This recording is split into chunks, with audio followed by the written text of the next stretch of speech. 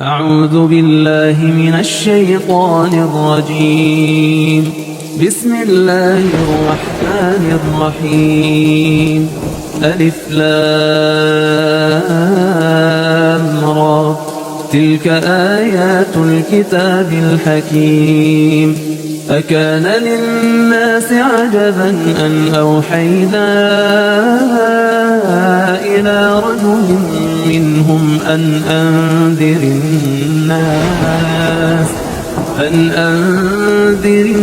الناس وبشر الذين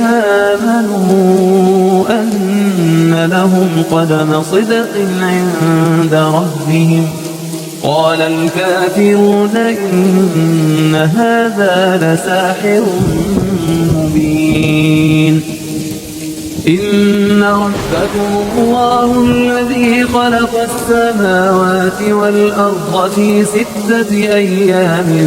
ثم استوى على العرش يدبر الأمر ما من شفيع إلا من بعد إذنه. ذلكم الله ربكم فاعبدوه أفلا تذكرون. إليه مرجعكم جميعا وعد الله حقا. إنه يبدأ الخلق ثم يعيده ليجزي الذين آمنوا وعملوا الصالحات بالقسط والذين كفروا لهم شراب من حميم وعذاب أليم بما كانوا يكفرون. هو الذي جعل الشمس ضياء والقمر نورا وقدره منازل لتعلموا عدد السنين والحساب. ما خلق الله ذلك إلا بالحق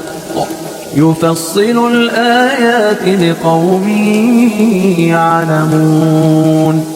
إن في اختلاف الليل والنهار وما خلق الله في السماوات والأرض لآيات لقوم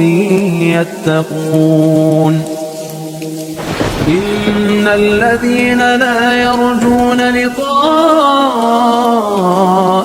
ورضوا بالحياة الدنيا وطمأنوا بها والذين هم عن آياتنا غافلون أولئك مأواهم النار بما كانوا يكسبون. إن الذين آمنوا وعملوا الصالحات يهديهم ربهم بإيمانهم تجري من تحتهم الأنهار في جنات النعيم. دعواهم فيها سبحانك اللهم وتحيتهم فيها سلام وآخر دعواهم أن الحمد لله رب العالمين. ولو يعجل الله للناس الشر استعجالهم بالخير لقضي إليهم أجلهم فنذر الذين لا يرجون لقاءنا في طغيانهم يعمهون. وإذا مس الإنسان الضر دعانا لجنبه أو قاعدا أو قائما فلما كشفنا عنه ضره مر كأن لم يدعنا إلى ضر مسه. كذلك زين للمسرفين ما كانوا يعملون. ولقد أهلكنا القرون من قبلكم لما ظلموا وجاءتهم رسلهم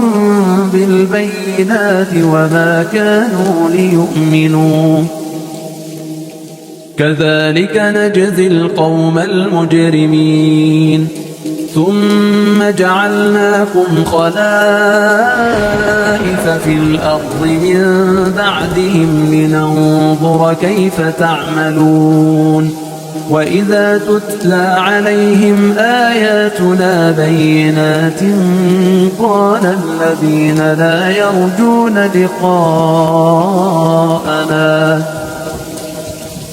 الذين لا يرجون لقاءنا ائت بقرآن غير هذا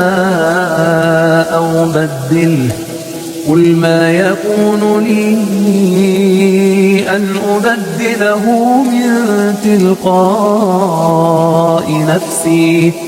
إن أتبع إلا ما يوحى إلي إني أخاف إن عصيت ربي عذاب يوم عظيم قل لو شاء الله ما تلوته عليكم ولا أدراكم به فقد لبثت فيكم عمرا من قبله أفلا تعقلون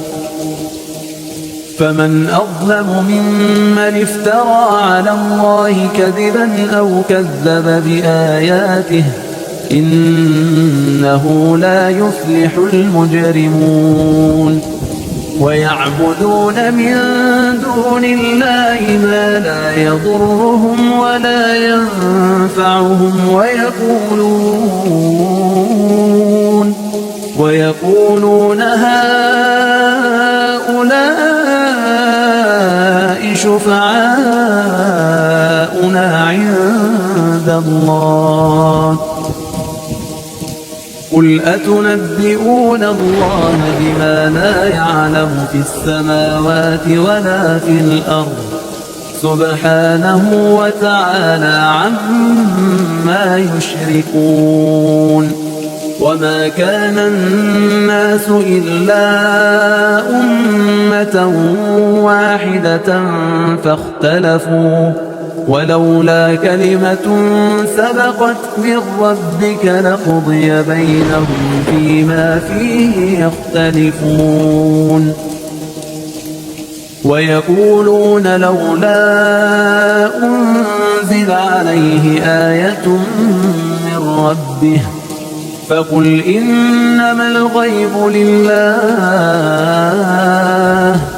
فقل إنما الغيب لله فانتظروا إني معكم من المنتظرين وإذا أذقنا الناس رحمة من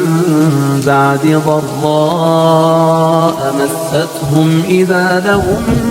مكر في آياتنا قل الله أسرع مكرا إن رسلنا يكتبون ما تمكرون هو الذي يسيركم في البر والبحر حتى إذا كنتم في الفلك وجرين بهم بريح طيبة وفرحوا بها جاءتها ريح عاصف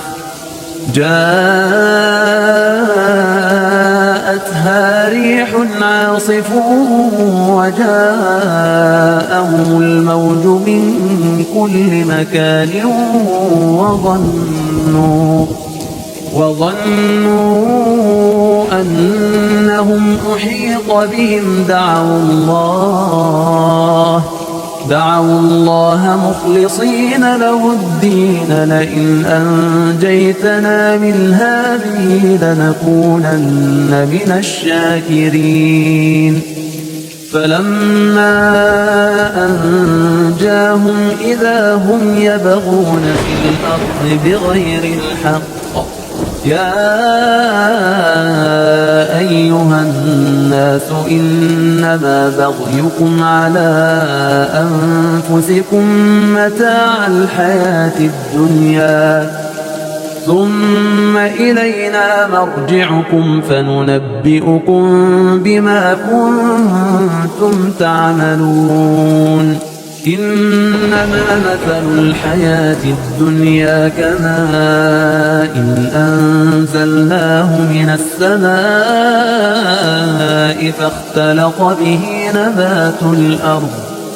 فاختلط به نبات الأرض مما يأكل الناس والأنعام حتى إذا أخذت الأرض زخرفها وزينت وظن أهلها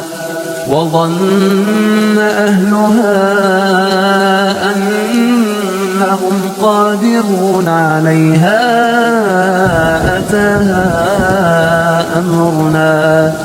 أتاها أمرنا ليلا أو نهارا فجعلناها حصيدا كأن لم تغن بالأمس كذلك نفصل الآيات لقوم يتفكرون والله يدعو إلى دار السلام ويهدي من يشاء إلى صراط مستقيم للذين أحسنوا الحسنى وزيادة ولا يرهق وجوههم قتر ولا ذلة أولئك أصحاب الجنة هم فيها خالدون والذين كسبوا السيئات جزاء سيئة بمثلها وترهقهم ذلة ما لهم من الله من عاصم كأنما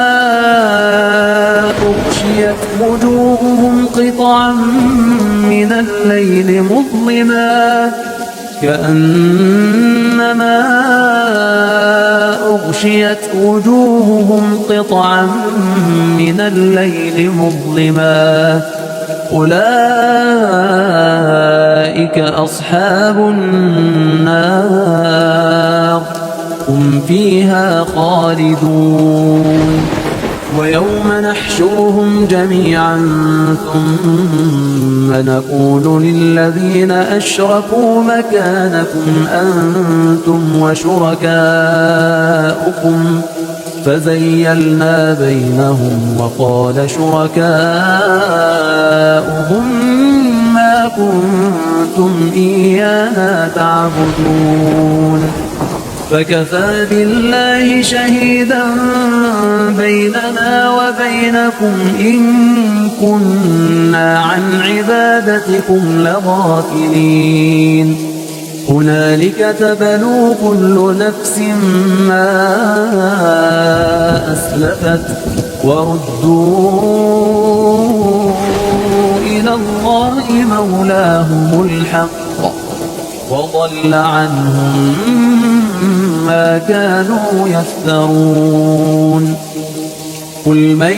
يرزقكم من السماء والأرض أم من يملك السمع والأبصار ومن يخرج الحي من الميت ويخرج الميت من الحي ومن يدبر الأمر فسيقولون الله فقل أفلا تتقون فذلكم الله ربكم الحق فماذا بعد الحق إلا الضلال فأنا تصرفون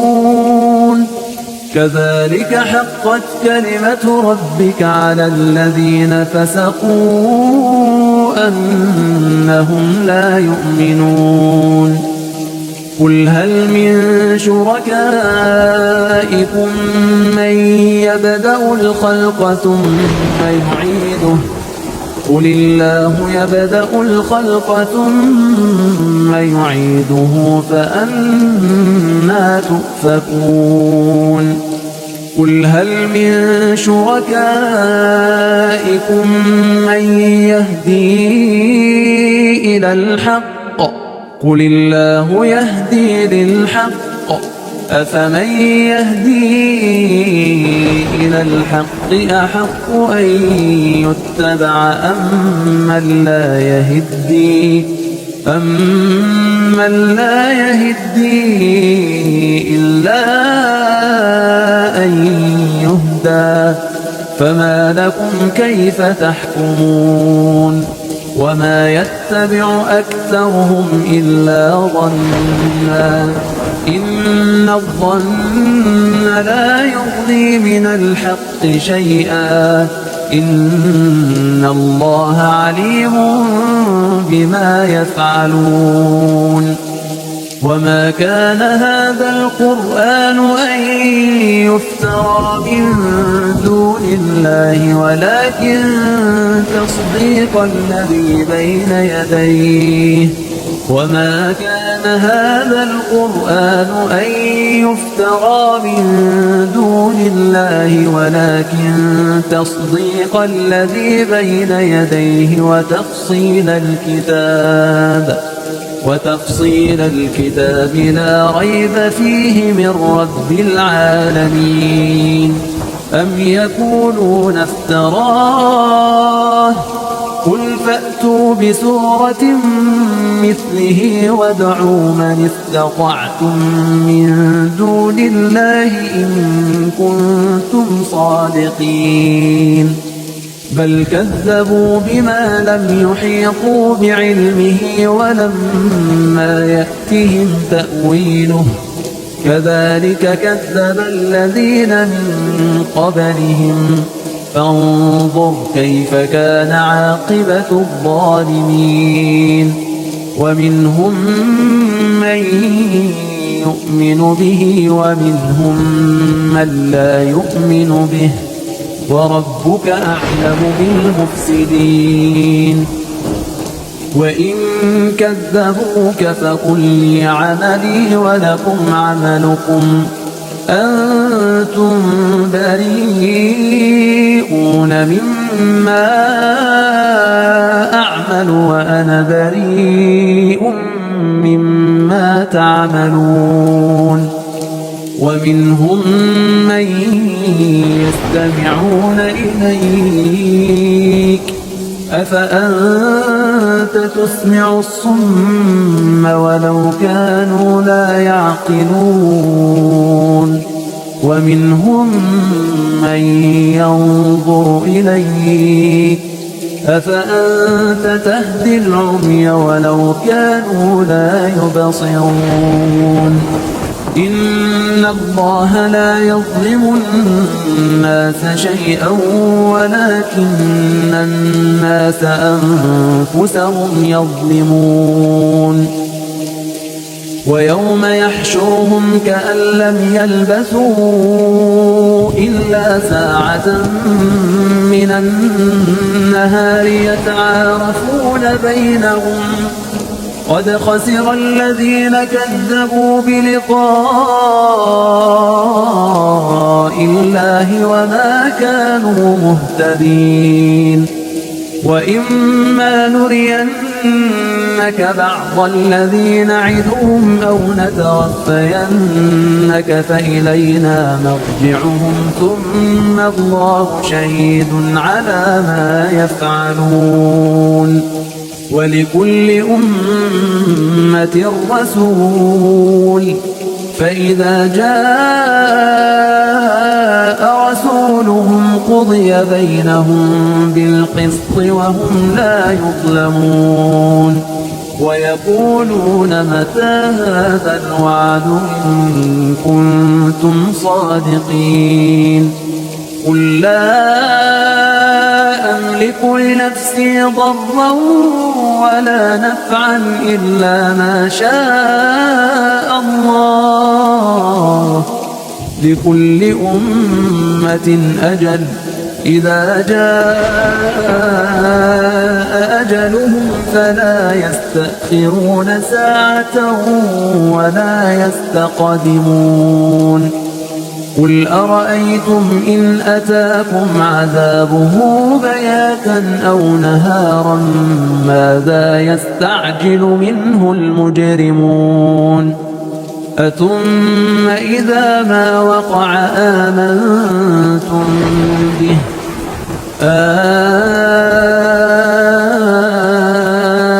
الآن وقد كنتم به تستعجلون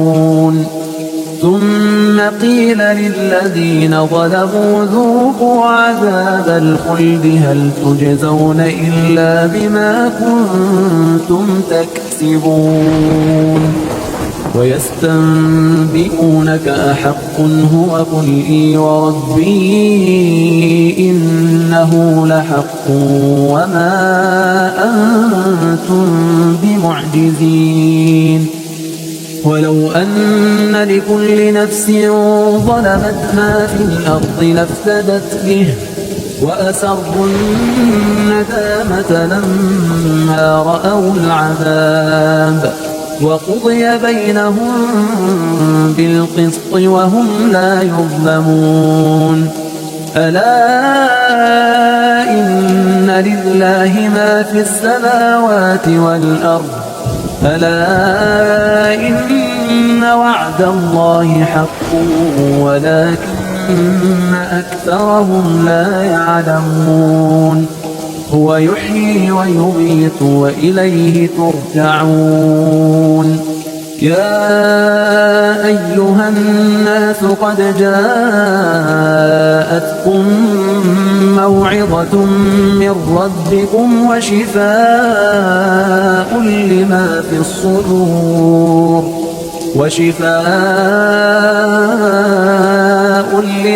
في الصدور وهدى ورحمة للمؤمنين قل بفضل الله وبرحمته فبذلك فليفرحوا هو خير مما يجمعون قل أرأيتم ما أنزل الله لكم من رزق فجعلتم منه حراما وحلالا قل الله أذن لكم أم على الله تفترون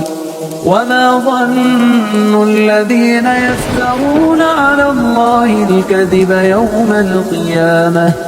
إن الله لذو فضل على الناس ولكن أكثرهم لا يشكرون وما تكون في شأن وما تتلو منه من قرآن ولا تعملون من عمل إلا كنا عليكم شهودا إذ تفيضون فيه وما يعزب عن ربك من مثقال ذرة في الأرض ولا في السماء ولا أصغر من ذلك ولا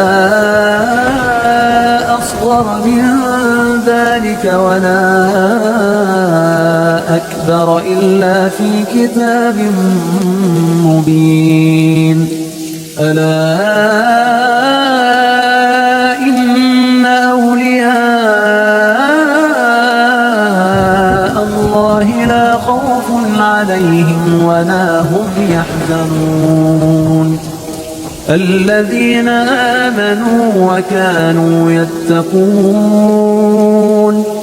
الذين آمنوا وكانوا يتقون لهم البشرى في الحياة الدنيا وفي الآخرة لا تبديل لكلمات الله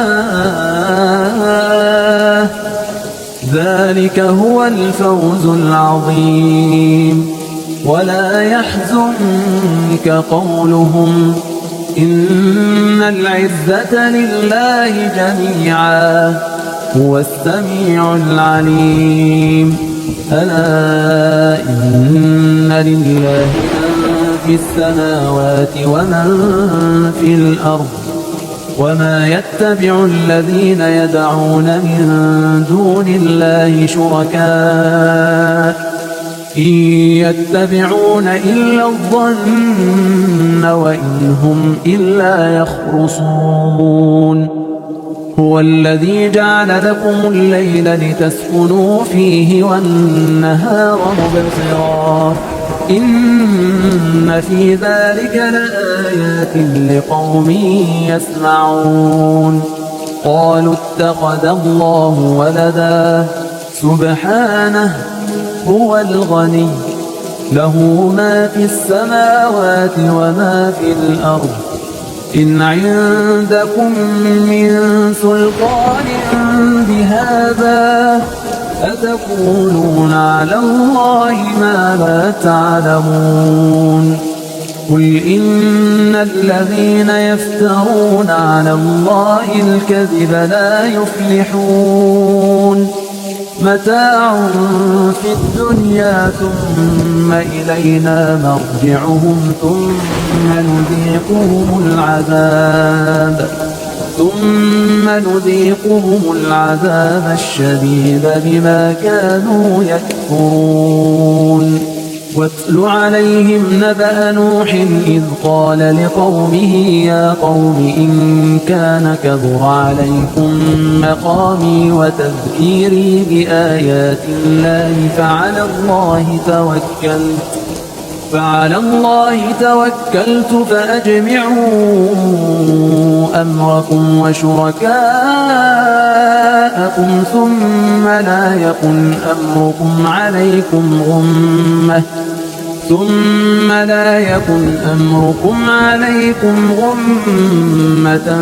ثم قضوا إلي ولا تنظرون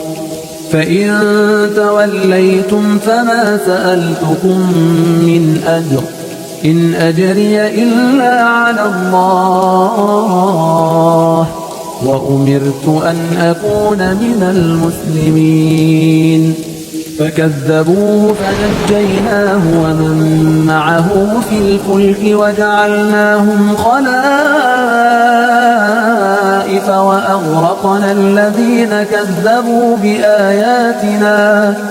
فانظر كيف كان عاقبة المنذرين ثم بعثنا من بعده رسلا إلى قومهم فجاءوهم بالبينات فما كانوا ليؤمنوا بما كذبوا من قبل كذلك نطبع على قلوب المعتدين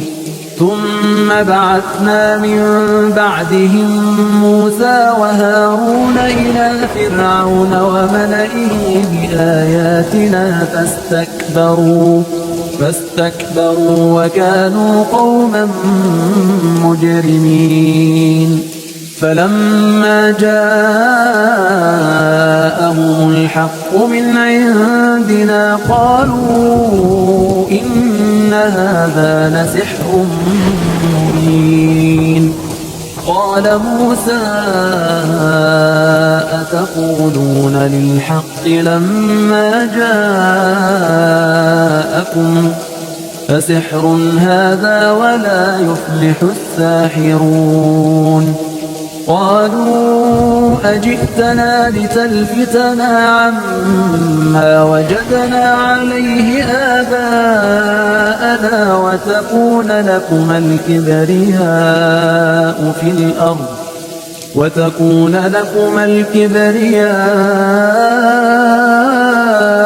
في الأرض وما نحن لكما بمؤمنين وقال فرعون ائتوني بكل ساحر عليم فلما جاء السحرة قال لهم موسى ألقوا ما أنتم ملقون فلما ألقوا قال موسى ما جئتم به السحر إن الله سيبطله إن الله لا يصلح عمل المفسدين ويحق الله الحق بكلماته ولو كره المجرمون فما آمن لموسى إلا ذرية من قومه على خوف من فرعون وملئهم أن يفتنهم وإن فرعون لعال في الأرض وإنه لمن المسرفين وقال موسى يا قوم إن كنتم آمنتم بالله فعليه توكلوا إن كنتم مسلمين فقالوا على الله توكلنا ربنا لا تجعلنا فتنة للقوم الظالمين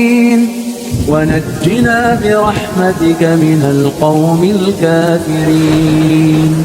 وأوحينا إلى موسى وأخيه أن تبوأ لقومكما بمصر بيوتا واجعلوا بيوتكم قبلة وأقيموا الصلاة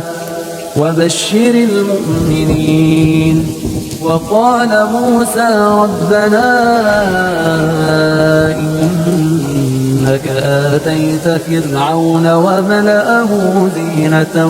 وأموالا في الحياة الدنيا ربنا ليضلوا عن سبيلك ربنا اطمس على أموالهم واشدد على قلوبهم فلا يؤمنوا حتى يروا العذاب الأليم قال قد أجيبت دعوتكما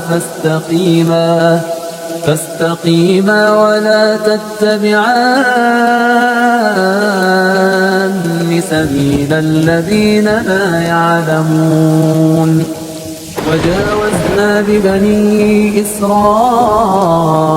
البحر فأتبعهم فرعون وجنوده بغيا وعدوا حتى إذا أدركه الغرق قال آمنت أنه لا إله إلا الذي آمنت به بنو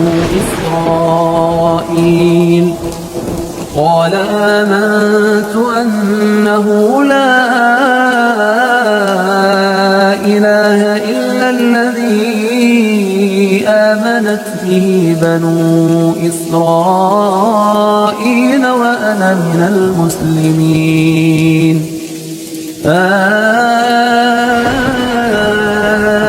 الآن وقد عصيت قبل وكنت من المفسدين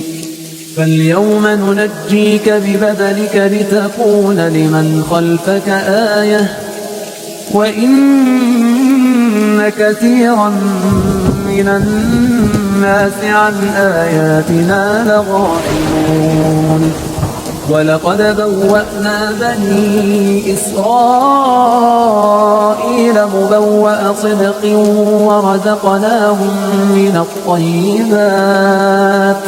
ورزقناهم من الطيبات فما اختلفوا حتى جاءهم العلم إن ربك يقضي بينهم يوم القيامة فيما كانوا فيه يختلفون فإن كنت في شك مما أنزلنا إليك فاسأل الذين يقرؤون الكتاب من قبلك لقد جاءك الحق من ربك فلا تكونن من الممترين ولا تكونن من الذين كذبوا بآيات الله ولا تكونن من الذين كذبوا بآيات الله فتكون من الخاسرين إن الذين حقت عليهم كلمة ربك لا يؤمنون ولو جاءتهم كل آية حتى يروا العذاب الأليم فلولا كانت قرية آمنت فنفعها إيمانها إلا قوم يونس لما آمنوا كشفنا عنهم عذاب الخزي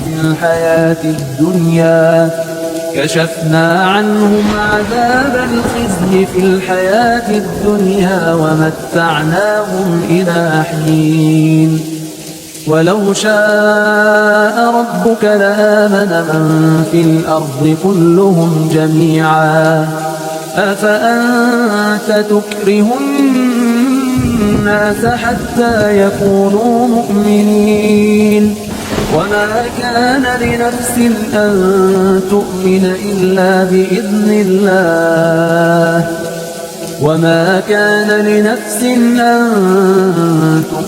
إلا بإذن الله ويجعل الرجس على الذين لا يعقلون قل انظروا ماذا في السماوات والأرض وما تغني الآيات والنذر عن قوم لا يؤمنون فهل ينتظرون إلا مثل أيام الذين خلوا من قبلهم قل فانتظروا إني معكم من المنتظرين ثم ننجي رسلنا والذين آمنوا كذلك حقا علينا ننجي المؤمنين قل يا أيها الناس إن كنتم في شك من ديني فلا أعبد الذين تعبدون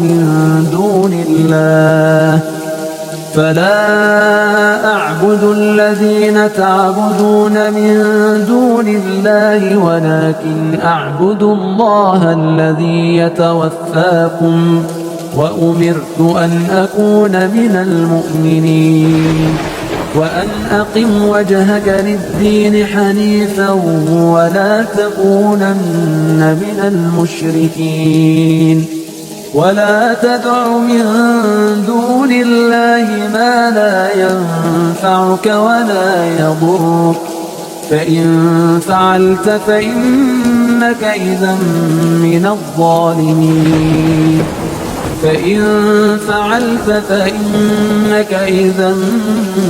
الظالمين وإن يمسسك الله بضر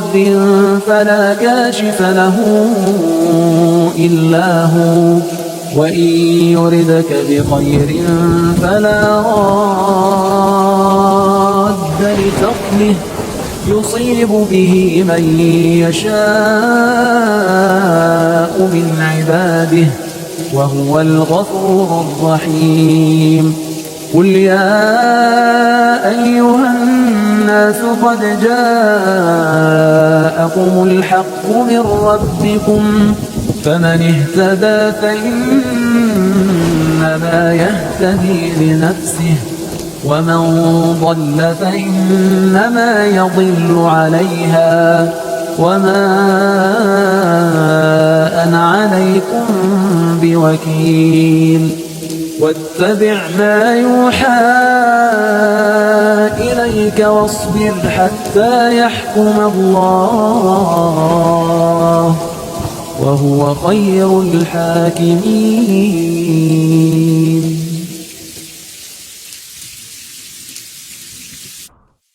أعوذ بالله من الشيطان الرجيم. بسم الله الرحمن الرحيم. ألف لام را. تلك آيات الكتاب الحكيم. أكان للناس عجبا أن أوحينا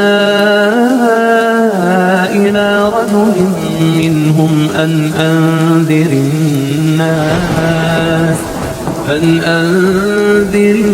الناس وبشر الذين آمنوا أن لهم قدم صدق عند ربهم. قال الكافرون إن هذا لساحر مبين. إن ربكم الله الذي خلق السماوات والأرض في 6 أيام ثم استوى على العرش يدبر الأمر ما من شفيع إلا من بعد إذنه.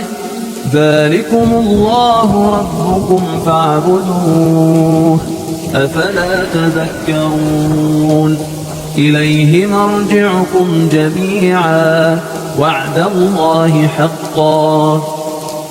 إنه يبدأ الخلق ثم يعيده ليجزي الذين آمنوا وعملوا الصالحات بالقسط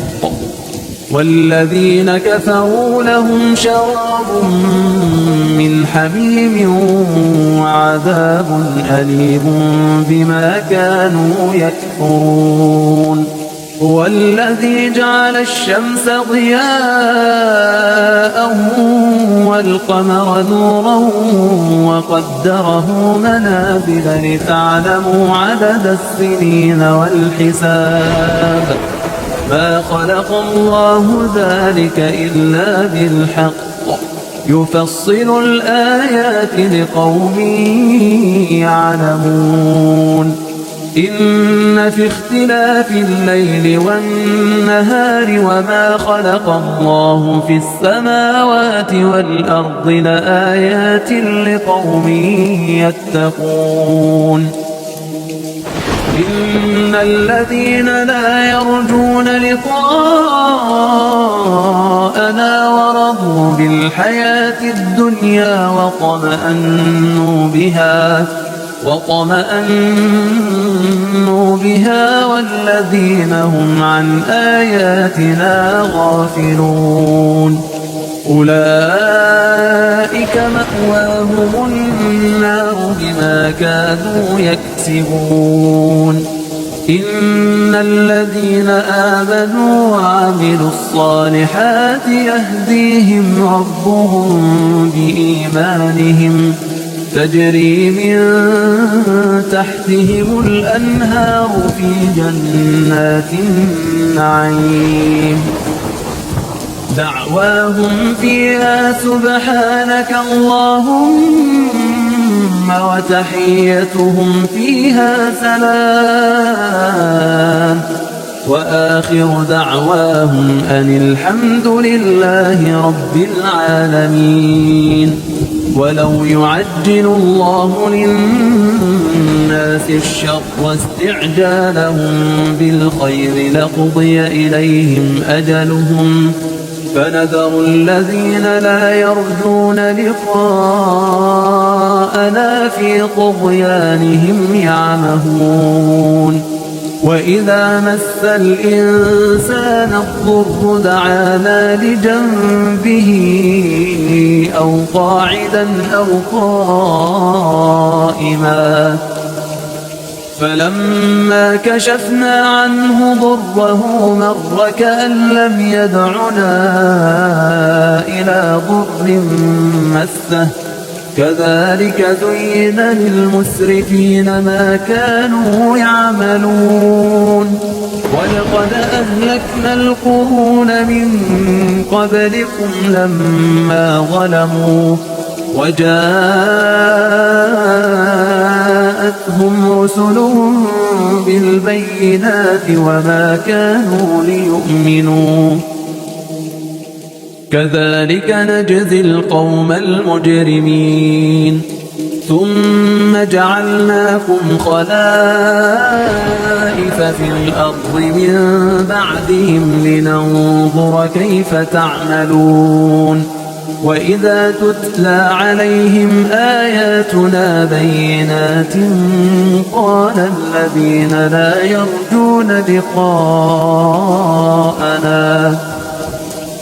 قال الذين لا يرجون لقاءنا ائت بقرآن غير هذا أو بدله قل ما يكون لي أن أبدله من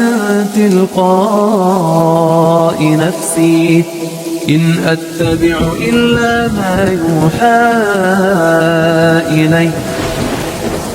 إني أخاف إن عصيت ربي عذاب يوم عظيم قل لو شاء الله ما تلوته عليكم ولا أدراكم به فقد لبثت فيكم عمرا من قبله أفلا تعقلون فمن أظلم ممن افترى على الله كذبا أو كذب بآياته إنه لا يفلح المجرمون ويعبدون من دون الله ما لا يضرهم ولا ينفعهم ويقولون هؤلاء شفعاؤنا عند الله قل أتنبئون الله بما لا يعلم في السماوات ولا في الأرض سبحانه وتعالى عما يشركون وما كان الناس إلا أمة واحدة فاختلفوا ولولا كلمة سبقت من ربك لقضي بينهم فيما فيه يختلفون ويقولون لولا أنزل عليه آية من ربه فقل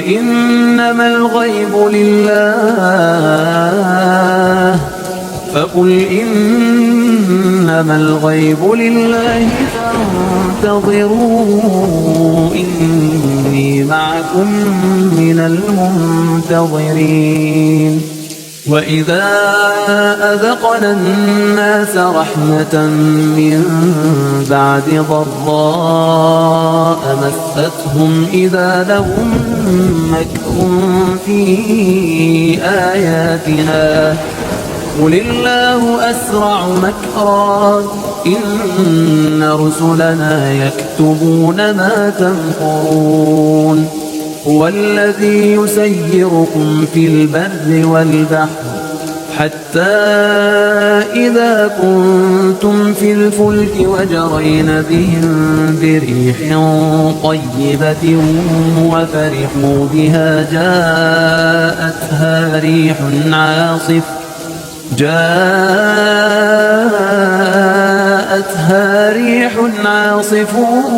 وجاءهم الموج من كل مكان وظنوا أنهم أحيط بهم دعوا الله مخلصين له الدين لئن أنجيتنا من هذه لنكونن من الشاكرين فلما أنجاهم إذا هم يبغون في الأرض بغير الحق يا أيها الناس إنما بغيكم على أنفسكم متاع الحياة الدنيا ثم إلينا مرجعكم فننبئكم بما كنتم تعملون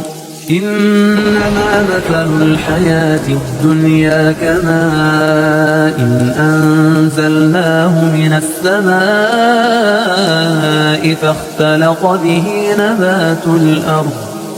فاختلط به نبات الأرض مما يأكل الناس والأنعام حتى إذا أخذت الأرض زخرفها وزينت وظن أهلها أنهم قادرون عليها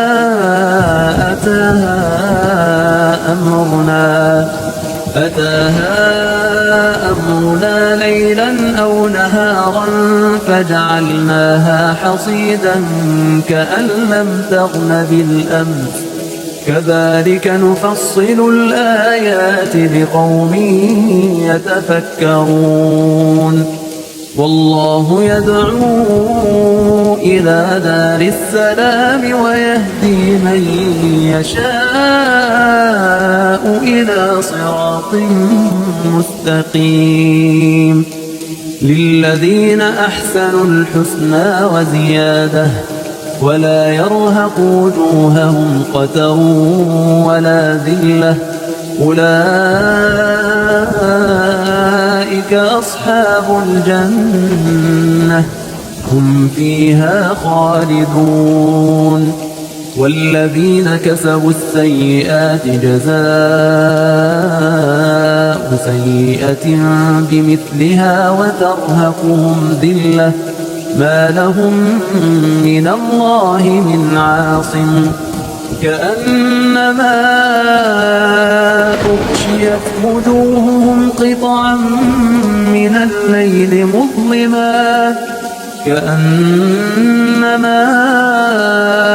أغشيت وجوههم قطعا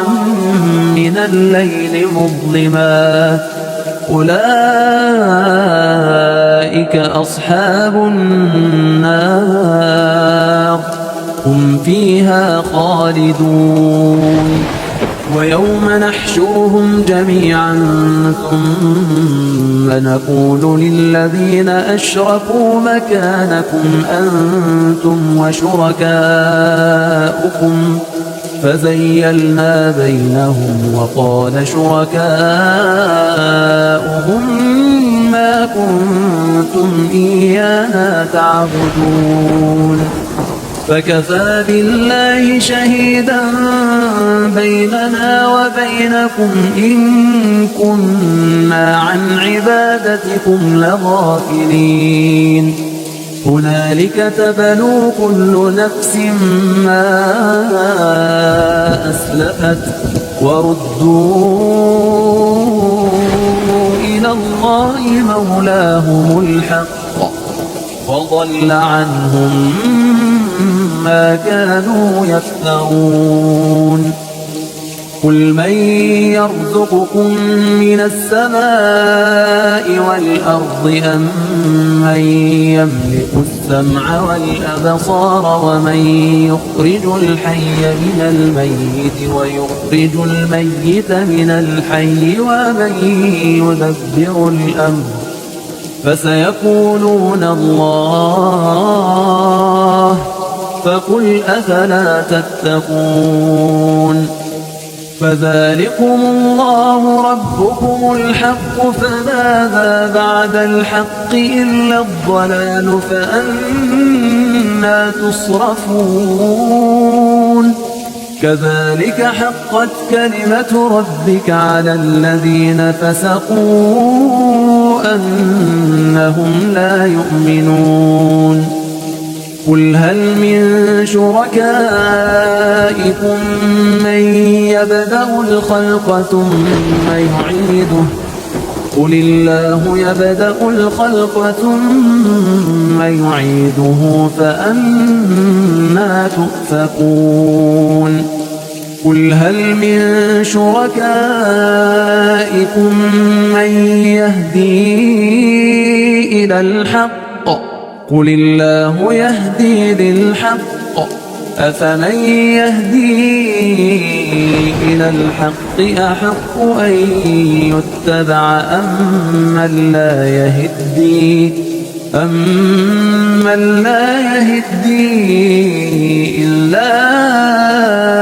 أن يهدى فما لكم كيف تحكمون وما يتبع أكثرهم إلا ظنا إن الظن لا يغني من الحق شيئا إن الله عليم بما يفعلون وما كان هذا القرآن أن يفترى من دون الله ولكن تصديق الذي بين يديه وما كان هذا القرآن أن يفترى من دون الله ولكن تصديق الذي بين يديه وتفصيل الكتاب لا ريب فيه من رب العالمين أم يقولون افتراه قل فأتوا بسورة مثله وادعوا من استطعتم من دون الله إن كنتم صادقين بل كذبوا بما لم يحيطوا بعلمه ولما يأتهم تأويله كذلك كذب الذين من قبلهم فانظر كيف كان عاقبة الظالمين ومنهم من يؤمن به ومنهم من لا يؤمن به وربك أعلم بالمفسدين وإن كذبوك فقل لي عملي ولكم عملكم أنتم بريئون مما أعمل وأنا بريء مما تعملون ومنهم من يستمعون إليك أفأنت تسمع الصم ولو كانوا لا يعقلون ومنهم من ينظر إليك أفأنت تهدي العمي ولو كانوا لا يبصرون إن الله لا يظلم الناس شيئا ولكن الناس أنفسهم يظلمون ويوم يحشرهم كأن لم يلبثوا إلا ساعة من النهار يتعارفون بينهم قد خسر الذين كذبوا بلقاء الله وما كانوا مهتدين وإما نرينك بعض الذي نعدهم أو نتوفينك فإلينا مرجعهم ثم الله شهيد على ما يفعلون ولكل أمة رسول فإذا جاء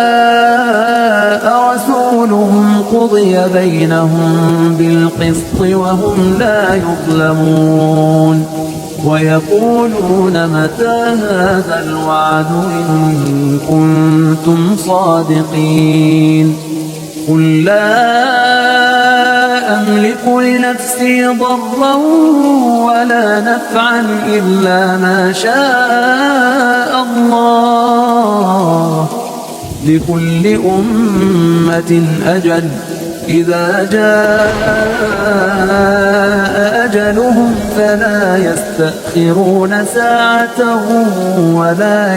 يستقدمون قل أرأيتم إن أتاكم عذابه بياتا أو نهارا ماذا يستعجل منه المجرمون أثم إذا ما وقع آمنتم به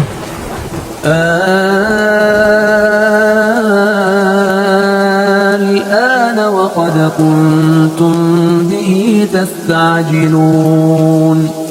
ثم قيل للذين ظلموا ذوقوا عذاب الخلد هل تجزون إلا بما كنتم تكسبون ويستنبئونك أحق هو قل إي وربي إنه لحق وما أنتم بمعجزين ولو أن لكل نفس ظلمت ما في الأرض لافتدت به وأسروا الندامة لما رأوا العذاب وقضي بينهم بالقسط وهم لا يظلمون ألا إن لله ما في السماوات والأرض ألا إن وعد الله حق ولكن أكثرهم لا يعلمون هو يحيي ويميت وإليه ترجعون يا أيها الناس قد جاءتكم موعظة من ربكم وشفاء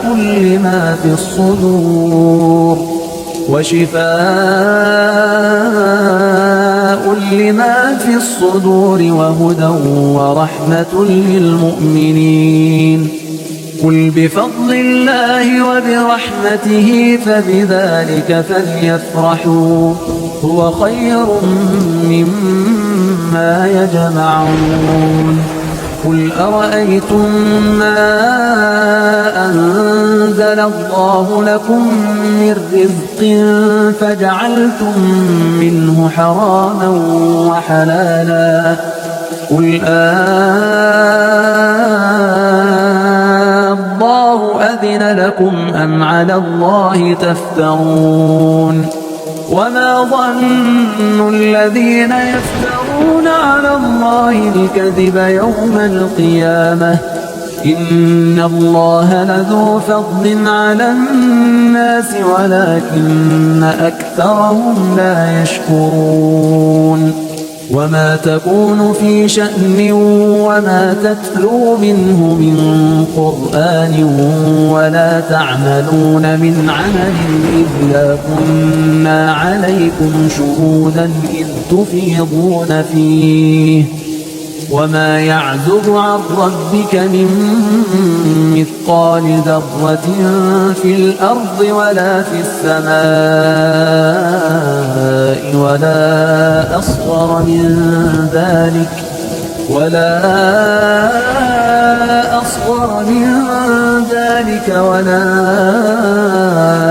أكبر إلا في كتاب مبين ألا إن أولياء الله لا خوف عليهم ولا هم يحزنون الذين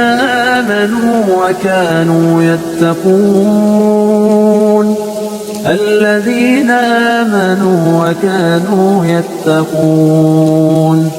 لهم البشرى في الحياة الدنيا وفي الآخرة لا تبديل لكلمات الله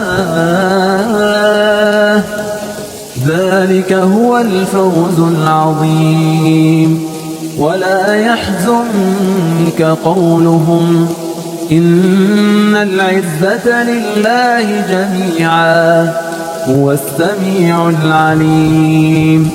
ألا إن لله من في السماوات ومن في الأرض وما يتبع الذين يدعون من دون الله شركاء إن يتبعون إلا الظن وإن هم إلا يخرصون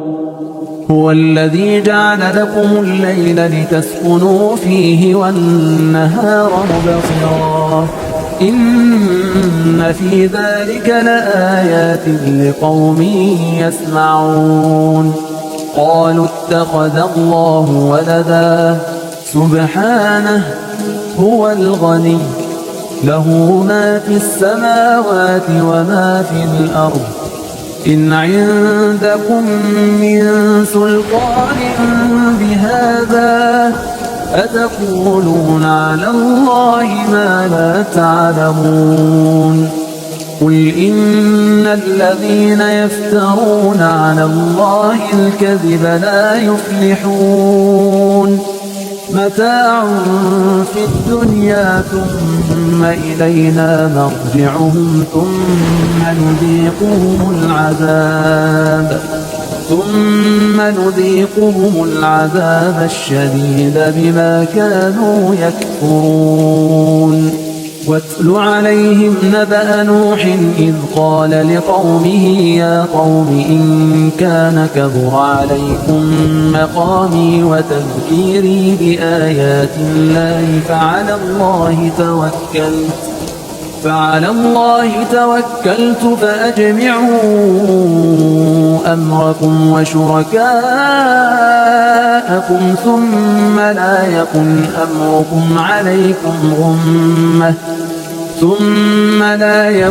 أمركم عليكم غمة ثم قضوا إلي ولا تنظرون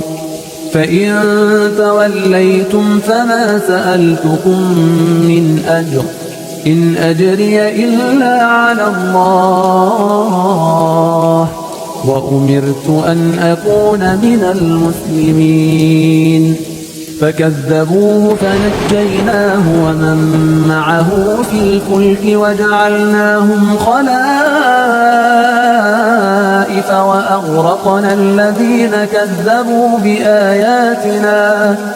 فانظر كيف كان عاقبة المنذرين ثم بعثنا من بعده رسلا إلى قومهم فجاءوهم بالبينات فما كانوا ليؤمنوا بما كذبوا من قبل كذلك نطبع على قلوب المعتدين ثم بعثنا من بعدهم موسى وهارون إلى فرعون وملئه بآياتنا فاستكبروا وكانوا قوما مجرمين فلما جاءهم الحق من عندنا قالوا إن هذا لسحر مبين قال موسى أتقولون للحق لما جاءكم فسحر هذا ولا يفلح الساحرون قالوا أجئتنا لتلفتنا عما وجدنا عليه آباءنا وتكون لكما الكبرياء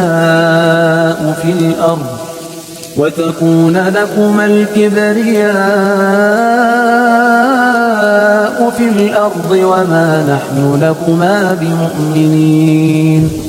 وقال فرعون ائتوني بكل ساحر عليم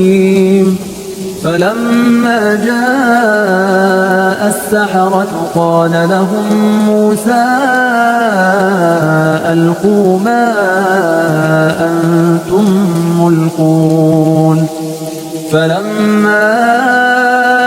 ألقوا قال موسى ما جئتم به السحر إن الله سيبطله إن الله لا يصلح عمل المفسدين ويحق الله الحق بكلماته ولو كره المجرمون فما آمن لموسى إلا ذرية من قومه على خوف من فرعون وملئهم أن يفتنهم وإن فرعون لعال في الأرض وإنه لمن المسرفين وقال موسى يا قوم إن كنتم آمنتم بالله فعليه توكلوا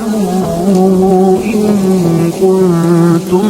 مسلمين فقالوا على الله توكلنا ربنا لا تجعلنا فتنة للقوم الظالمين ونجنا برحمتك من القوم الكافرين وأوحينا إلى موسى وأخيه أن تبوأ لقومكما بمصر بيوتا وجعلوا بيوتكم قبلة وأقيموا الصلاة وبشر المؤمنين وقال موسى ربنا إنك آتيت فرعون وملأه زينة وأموالا في الحياة الدنيا ربنا ليضلوا عن سبيلك ربنا طمس على أموالهم واشدد على قلوبهم فلا يؤمنوا حتى يروا العذاب الأليم قال قد أجيبت دعوتكما فاستقيما ولا تتبعان سبيل الذين لا يعلمون وجاوزنا ببني إسرائيل البحر فأتبعهم فرعون وجنوده بغيا وعدوا حتى إذا أدركه الغرق قال آمنت أنه لا إله إلا الذي آمنت به بنو إسرائيل قال آمنت أنه لا إله إلا الذي آمنت به بنو إسرائيل وأنا من المسلمين الآن وقد عصيت قبل وكنت من المفسدين فاليوم ننجيك ببدنك لتكون لمن خلفك آية وإن كثيرا من الناس عن آياتنا لغافلون ولقد بوأنا بني إسرائيل مبوأ صدق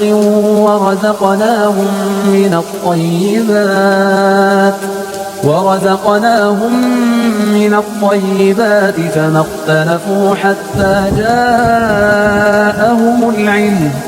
إن ربك يقضي بينهم يوم القيامة فيما كانوا فيه يختلفون فإن كنت في شك مما أنزلنا إليك فاسأل الذين يقرؤون الكتاب من قبلك لقد جاءك الحق من ربك فلا تكونن من الممترين ولا تكونن من الذين كذبوا بآيات الله ولا تكونن من الذين كذبوا بآيات الله فتكون من الخاسرين. إن الذين حقت عليهم كلمة ربك لا يؤمنون ولو جاءتهم كل آية حتى يروا العذاب الأليم. فلولا كانت قرية آمنت فنفعها إيمانها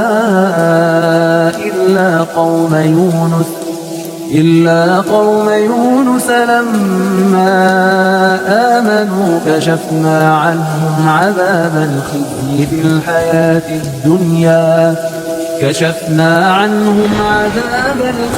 في الحياة الدنيا ومتعناهم إلى حين.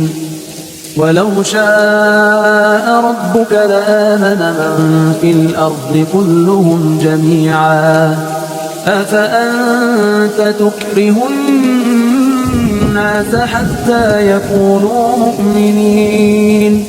وما كان لنفس أن تؤمن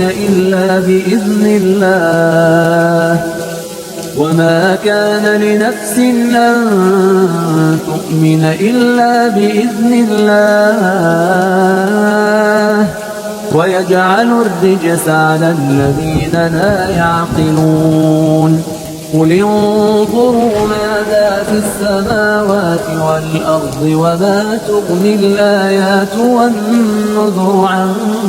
قوم لا يؤمنون. فهل ينتظرون إلا مثل أيام الذين خلوا من قبلهم قل فانتظروا إني معكم من المنتظرين. ثم ننجي رسلنا والذين آمنوا كذلك حقا علينا ننجي المؤمنين. قل يا أيها الناس إن كنتم في شك من ديني فلا أعبد الذين تعبدون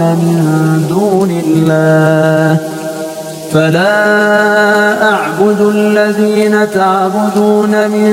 دون الله ولكن أعبد الله الذي يتوفاكم وأمرت أن أكون من المؤمنين. وأن أقم وجهك للدين حنيفا ولا تكونن من المشركين. ولا تدع من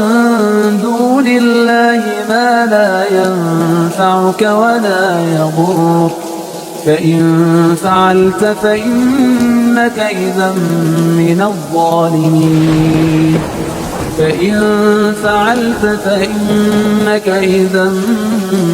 الظالمين. وإن يمسسك الله بضر فلا كاشف له إلا هو وإن يردك بخير فلا راد لفضله يصيب به من يشاء من عباده وهو الغفور الرحيم. قل يا أيها الناس قد جاءكم الحق من ربكم فمن اهتدى فإنما يهتدي لنفسه ومن ضل فإنما يضل عليها وما أنا عليكم بوكيل. واتبع ما يوحى إليك واصبر حتى يحكم الله وهو خير الحاكمين. أعوذ بالله من الشيطان الرجيم. بسم الله الرحمن الرحيم. ألف لام را تلك آيات الكتاب الحكيم أكان للناس عجبا أن أوحينا إلى رجل منهم أن أنذر الناس وبشر الذين آمنوا أن لهم قدم صدق عند ربهم قال الكافرون إن هذا لساحر مبين إن ربكم الله الذي خلق السماوات والأرض في 6 أيام ثم استوى على العرش يدبر الأمر ما من شفيع إلا من بعد إذنه ذلكم الله ربكم فاعبدوه أفلا تذكرون إليه مرجعكم جميعا وعد الله حقا إنه يبدأ الخلق ثم يعيده ليجزي الذين آمنوا وعملوا الصالحات بالقسط والذين كفروا لهم شراب من حميم وعذاب أليم بما كانوا يكفرون هو الذي جعل الشمس ضياء والقمر نورا وقدره منازل لتعلموا عدد السنين والحساب ما خلق الله ذلك إلا بالحق يفصل الآيات لقوم يعلمون إن في اختلاف الليل والنهار وما خلق الله في السماوات والأرض لآيات لقوم يتقون إن الذين لا يرجون لقاءنا ورضوا بالحياة الدنيا وطمأنوا بها والذين هم عن آياتنا غافلون أولئك مأواهم النار بما كانوا يكسبون إن الذين آمنوا وعملوا الصالحات يهديهم ربهم بإيمانهم تجري من تحتهم الأنهار في جنات النعيم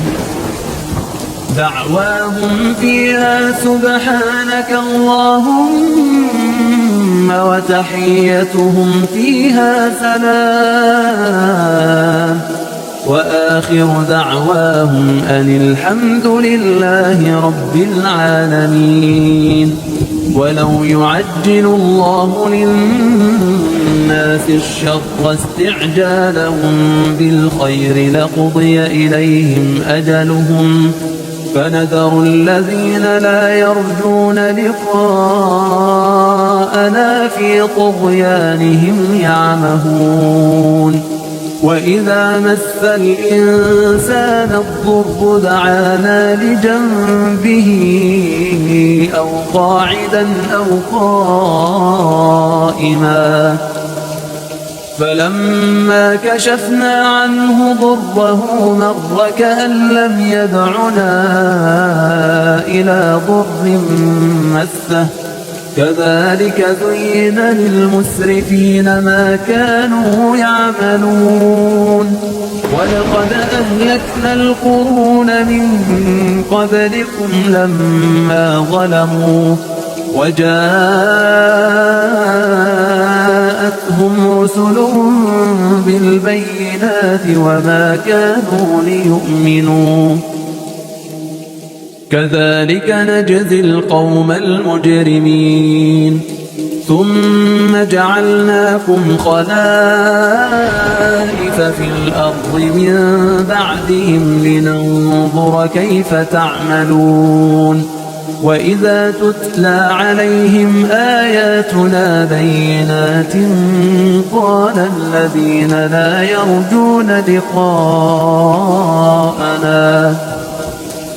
قال الذين لا يرجون لقاء نأت بقرآن غير هذا أو بدله قل ما يكون لي أن أبدله من تلقاء نفسي إن أتبع إلا ما يوحى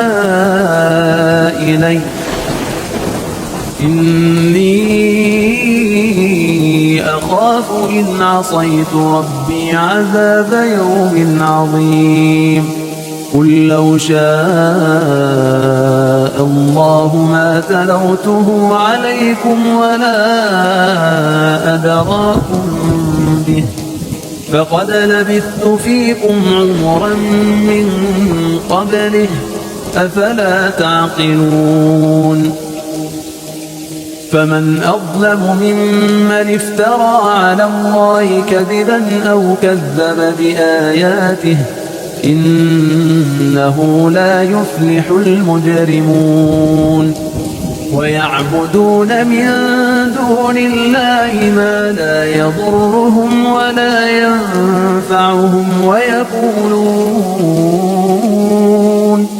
ويقولون هؤلاء شفعاؤنا عند الله قل أتنبئون الله بما لا يعلم في السماوات ولا في الأرض سبحانه وتعالى عما يشركون وما كان الناس إلا أمة واحدة فاختلفوا ولولا كلمة سبقت من ربك لقضي بينهم فيما فيه يختلفون ويقولون لولا أنزل عليه آية من ربه فقل إنما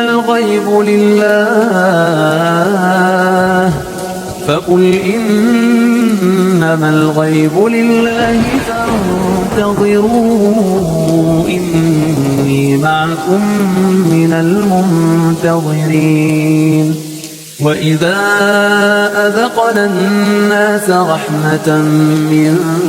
بعد ضراء مستهم إذا لهم مكر في آياتنا قل الله أسرع مكرا إن رسلنا يكتبون ما تمكرون هو الذي يسيركم في البر والبحر حتى إذا كنتم في الفلك وجرين بهم بريح طيبة وفرحوا بها جاءتها ريح عاصف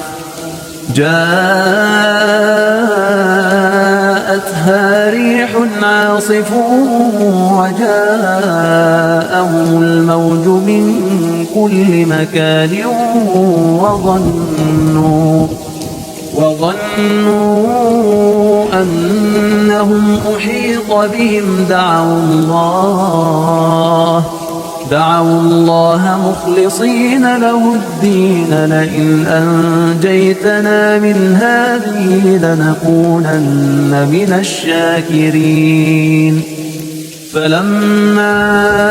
أنجاهم إذا هم يبغون في الأرض بغير الحق يا أيها الناس إنما بغيكم على أنفسكم متاع الحياة الدنيا ثم إلينا مرجعكم فننبئكم بما كنتم تعملون إنما مثل الحياة الدنيا كماء أنزلناه من السماء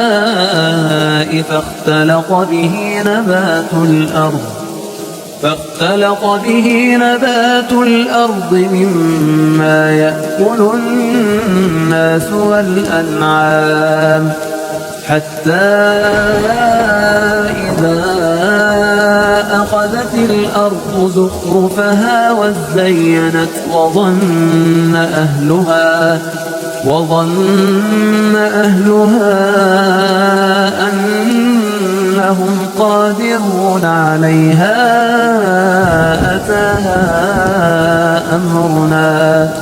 أتاها أمرنا ليلا أو نهارا فجعلناها حصيدا كأن لم تغن بالأمس كذلك نفصل الآيات لقوم يتفكرون والله يدعو إلى دار السلام ويهدي من يشاء إلى صراط مستقيم للذين أحسنوا الحسنى وزيادة ولا يرهق وجوههم قتر ولا ذلة أولئك أصحاب الجنة هم فيها خالدون والذين كسبوا السيئات جزاء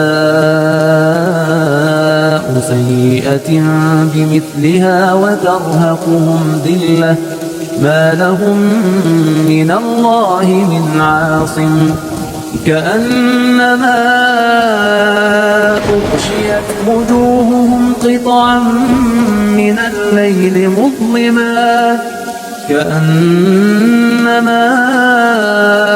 أغشيت وجوههم قطعا من الليل مظلما أولئك أصحاب النار هم فيها خالدون ويوم نحشرهم جميعا ثم نقول للذين أشركوا مكانكم أنتم وشركاؤكم فزيلنا بينهم وقال شركاؤهم ما كنتم إيانا تعبدون فكفى بالله شهيدا بيننا وبينكم إن كنا عن عبادتكم لغافلين هنالك تبلو كل نفس ما أسلفت وردوا إلى الله مولاهم الحق وضل عنهم ما كانوا يفترون قل من يرزقكم من السماء والأرض أم من يملك السمع والأبصار ومن يخرج الحي من الميت ويخرج الميت من الحي ومن يدبر الأمر فسيقولون الله فقل أفلا تتقون فذلكم الله ربكم الحق فماذا بعد الحق إلا الضلال فأنا تصرفون كذلك حقت كلمة ربك على الذين فسقوا أنهم لا يؤمنون قل هل من شركائكم من يبدأ الخلق ثم يعيده قل الله يبدأ الخلق ثم يعيده فأنا تؤفكون قل هل من شركائكم من يهدي إلى الحق قل الله يهدي للحق أفمن يهدي إلى الحق أحق أن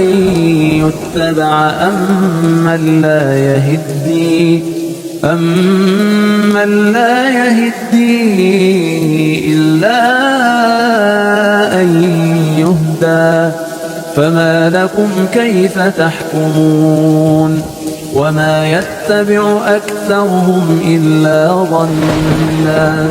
إن الظن لا يغني من الحق شيئا إن الله عليم بما يفعلون وما كان هذا القرآن أن يفترى من دون الله ولكن تصديق الذي بين يديه وما كان هذا القرآن أن يفترى من دون الله ولكن تصديق الذي بين يديه وتفصيل الكتاب لا ريب فيه من رب العالمين أم يقولون افتراه قل فأتوا بسورة مثله وادعوا من استطعتم من دون الله إن كنتم صادقين بل كذبوا بما لم يحيطوا بعلمه ولما يأتهم تأويله كذلك كذب الذين من قبلهم فانظر كيف كان عاقبة الظالمين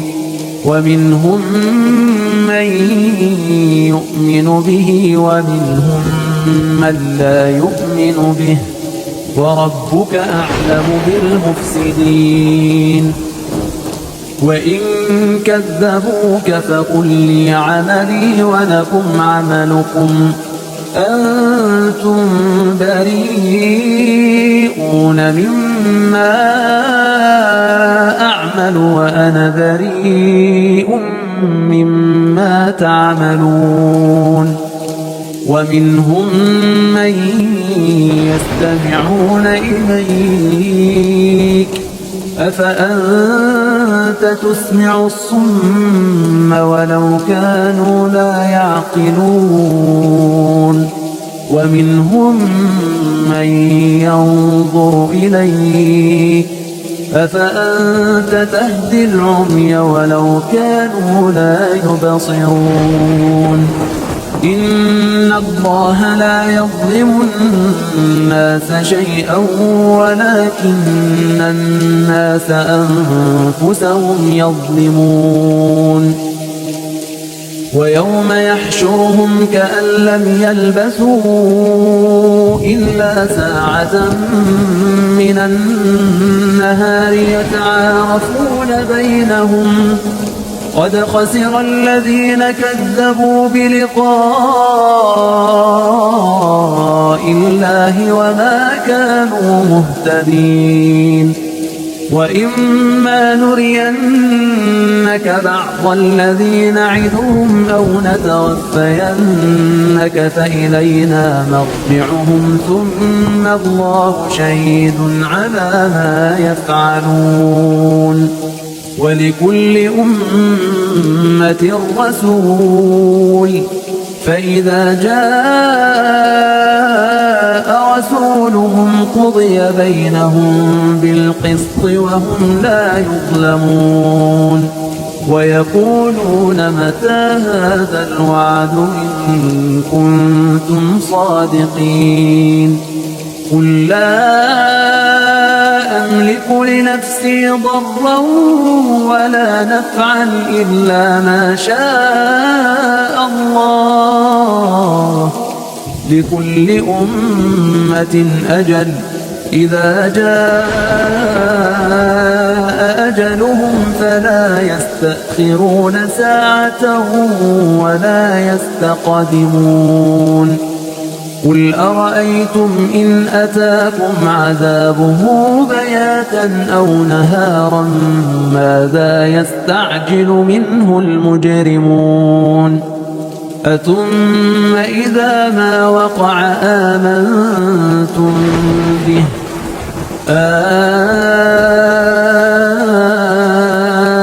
الآن وقد كنتم به تستعجلون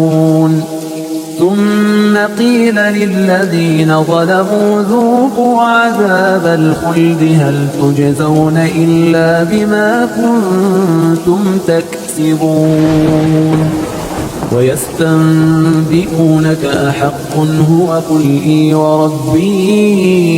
إنه لحق وما أنتم بمعجزين ولو أن لكل نفس ظلمت ما في الأرض لافتدت به وأسروا الندامة لما رأوا العذاب وقضي بينهم بالقسط وهم لا يظلمون ألا إن لله ما في السماوات والأرض بلى إن وعد الله حق ولكن أكثرهم لا يعلمون هو يحيي ويميت وإليه ترجعون يا أيها الناس قد جاءتكم موعظة من ربكم وشفاء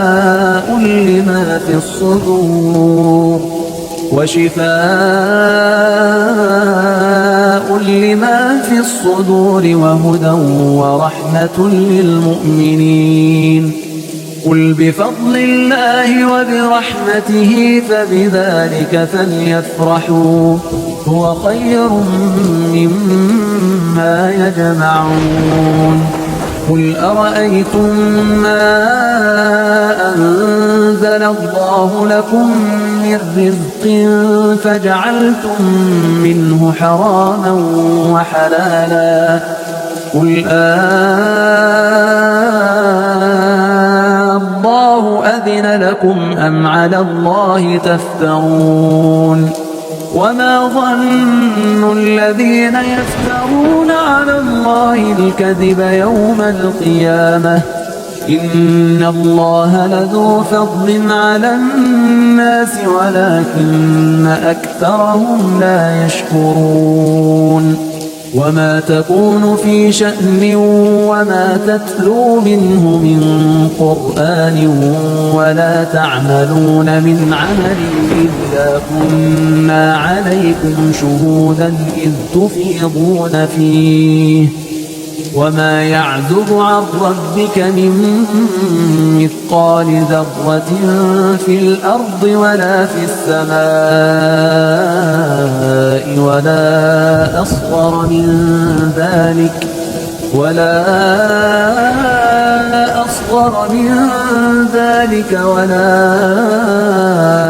أكبر إلا في كتاب مبين ألا إن أولياء الله لا خوف عليهم ولا هم يحزنون الذين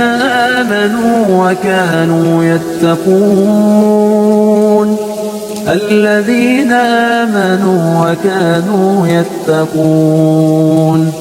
لهم البشرى في الحياة الدنيا وفي الآخرة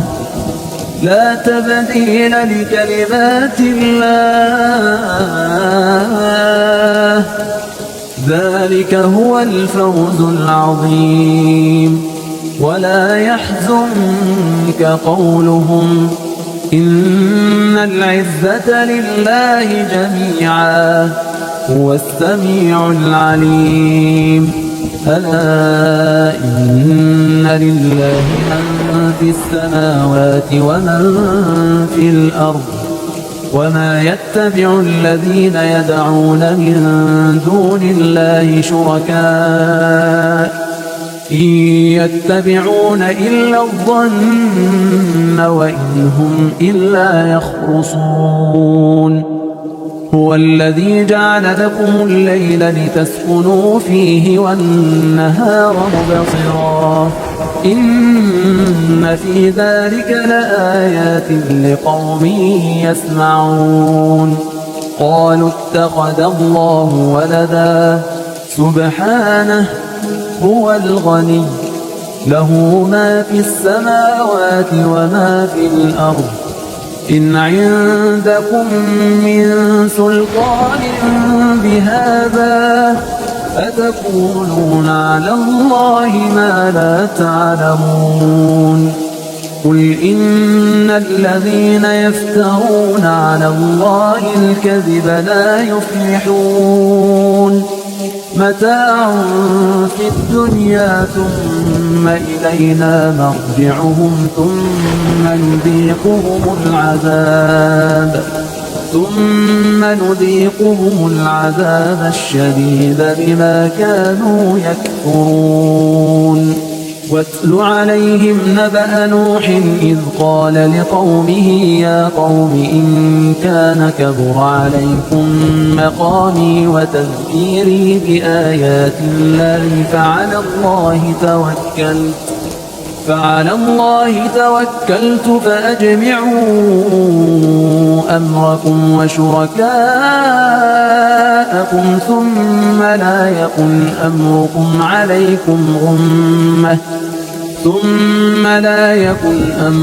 عليكم غمة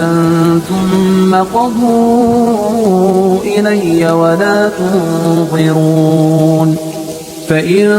توليتم فما سألتكم من أجر إن أجري إلا على الله وأمرت أن أكون من المسلمين فكذبوه فنجيناه ومن معه في الفلك وجعلناهم خلائف وأغرقنا الذين كذبوا بآياتنا فانظر كيف كان عاقبة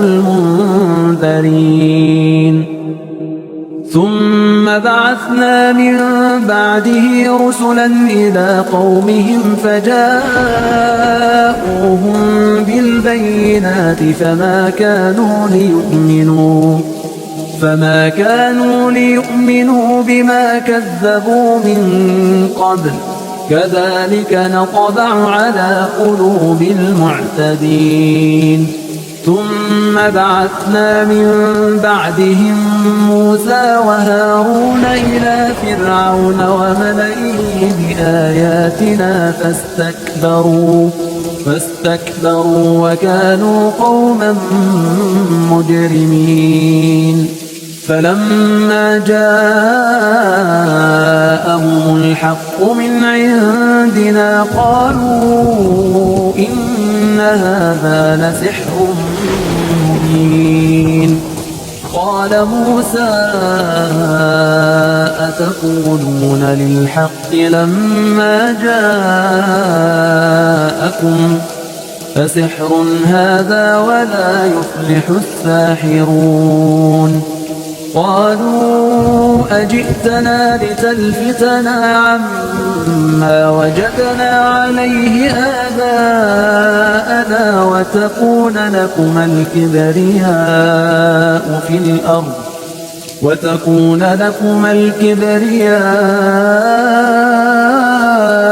في الأرض وما نحن لكما بمؤمنين وقال فرعون ائتوني بكل ساحر عليم فلما جاء السحرة قال لهم موسى ألقوا ما أنتم ملقون فلما ألقوا قال موسى ما جئتم به السحر إن الله سيبطله إن الله لا يصلح عمل المفسدين ويحق الله الحق بكلماته ولو كره المجرمون فما آمن لموسى إلا ذرية من قومه على خوف من فرعون وملئهم أن يفتنهم وإن فرعون لعال في الأرض وإنه لمن المسرفين وقال موسى يا قوم إن كنتم آمنتم بالله فعليه توكلوا إن كنتم مسلمين فقالوا على الله توكلنا ربنا لا تجعلنا فتنة للقوم الظالمين ونجنا برحمتك من القوم الكافرين وأوحينا إلى موسى وأخيه أن تبوأ لقومكما بمصر بيوتا وجعلوا بيوتكم قبلة وأقيموا الصلاة وبشر المؤمنين وقال موسى ربنا إنك آتيت فرعون وملأه زينة وأموالا في الحياة الدنيا ربنا ليضلوا عن سبيلك ربنا اطمس على أموالهم واشدد على قلوبهم فلا يؤمنوا حتى يروا العذاب الأليم قال قد أجيبت دعوتكما فاستقيما ولا تتبعان سبيل الذين لا يعلمون وجاوزنا ببني إسرائيل البحر فأتبعهم فرعون وجنوده بغيا وعدوا حتى إذا أدركه الغرق قال آمنت أنه لا إله إلا الذي آمنت به بنو إسرائيل قال آمنت أنه لا إله إلا الذي آمنت به بنو إسرائيل وأنا من المسلمين الآن وقد عصيت قبل وكنت من المفسدين فاليوم ننجيك ببدنك لتكون لمن خلفك آية وإن كثيرا من الناس عن آياتنا لغافلون ولقد بوأنا بني إسرائيل مبوأ صدق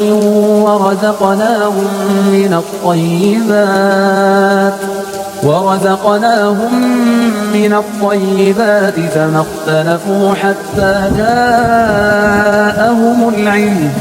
إن ربك يقضي بينهم يوم القيامة فيما كانوا فيه يختلفون فإن كنت في شك مما أنزلنا إليك فاسأل الذين يقرؤون الكتاب من قبلك لقد جاءك الحق من ربك فلا تكونن من الممترين ولا تكونن من الذين كذبوا بآيات الله ولا تكونن من الذين كذبوا بآيات الله فتكون من الخاسرين إن الذين حقت عليهم كلمة ربك لا يؤمنون ولو جاءتهم كل آية حتى يروا العذاب الأليم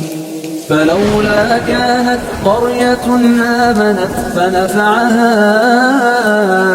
إيمانها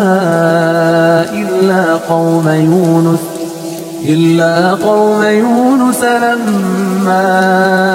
آمنوا كشفنا عنهم عذاب الخزي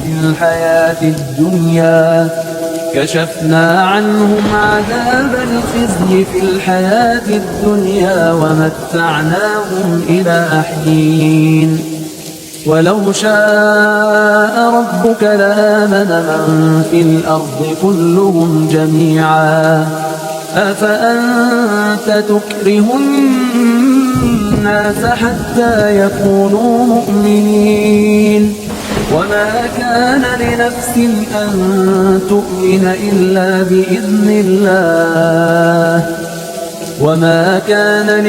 أن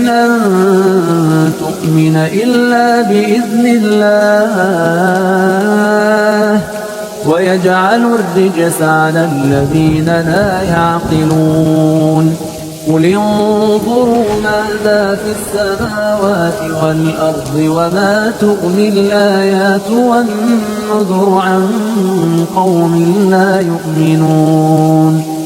فهل ينتظرون إلا مثل أيام الذين خلوا من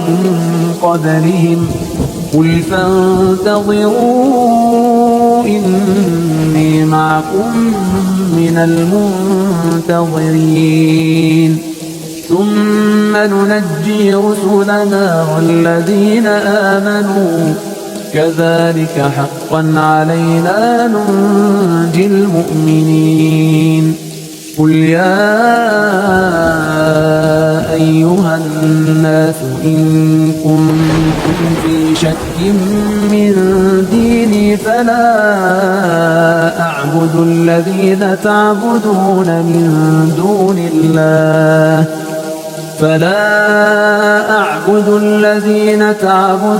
من دون الله ولكن أعبد الله الذي يتوفاكم وأمرت أن أكون من المؤمنين وأن أقم وجهك للدين حنيفا ولا تكونن من المشركين ولا تدع من دون الله ما لا ينفعك ولا يضرك فإن